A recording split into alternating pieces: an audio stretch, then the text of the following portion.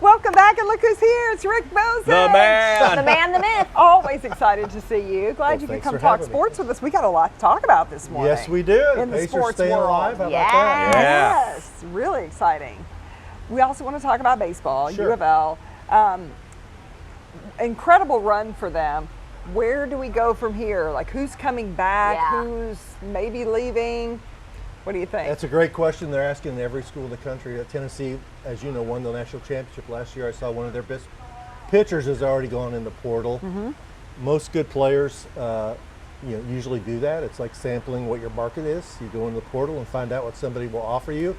And Eric and I were texting last night. He said that he believes that Florida State is going to have over 30 scholarship players. Louisville is allegedly going to stay at 11.7. Other schools might have 20. Wow. So it could get more difficult for Louisville to stay competitive because other schools are going to devote more resources to their baseball programs. Talk about what this does for Coach McDonald. I mean, it's been kind of well documented. He was a little bit on the hot seat last year. Not anymore, apparently, you know, like after this great run. Where does it go? I think Dan's committed to winning a national championship here. He's one of my favorite coaches here. I think he does things for the right reasons. I really like the way he interacts with the players.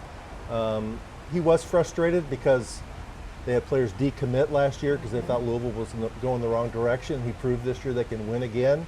But I'm sure he's like every other coach trying to get more stuff. I mean, when you look at what Louisville has compared to some of the other facilities, especially at SEC schools, it's an arms race and they might need a few upgrades.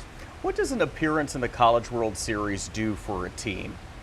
Well, the first one here, I thought was the one I'll never forget, 2007, because nobody ever thought Louisville could do it. Right. Kind of considered a cold weather city. In baseball, usually the teams that win can play all year round. Yes. But he showed you can do it, and he's done it repeatedly. And what it does is, I think it reminds a lot of the kids that he recruits a lot of kids out of Illinois, Indiana, Wisconsin, that if they want to play at a place where their parents can come and see them play and win and play in a competitive league like the ACC, Louisville's a great place to do it. I want to go back to, you were talking about transfer portal and then of course NIL and now revenue sharing. How are schools going to manage this? Can schools really afford to do this? Because Louisville, we just had a story today about them taking out a line of credit. Right. At what point does this start to go to hey, your tuition's going to go up so you can have a good sports team?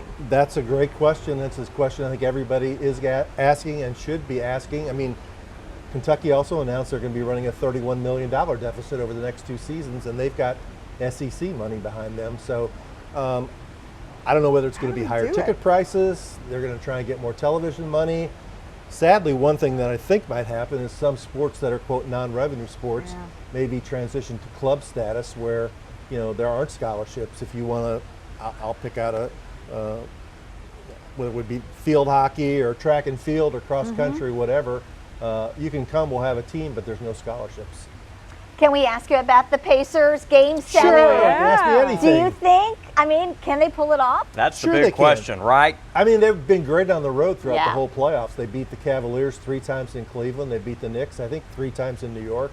Oklahoma City is a different kind of beast, but I think most people wrote them off last night because Halliburton was hurt, and they not only won, they won decisively.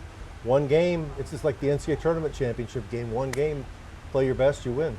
We also need to talk about the announcement heard around the journalism world just last week.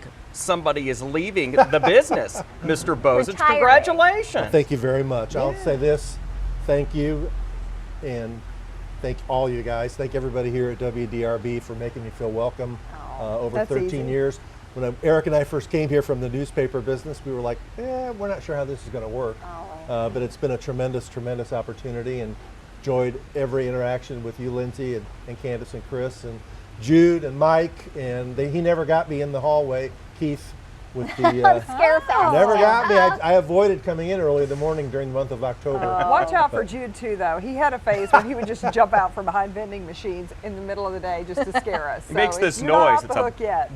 What he does with us is when we used to tape Sports Page in there, he'd pop out with 713 Western Kentucky questions. He's going to text you now. He By the really way, We love Jude. we are so excited for you for your Yes. retirement. Well, We're going to thank miss you. you terribly. Yes. But Rick will be back before his last day because we want to go into like We want to go down memory lane. Totally. You have just met so many fascinating people and done so many interesting stories.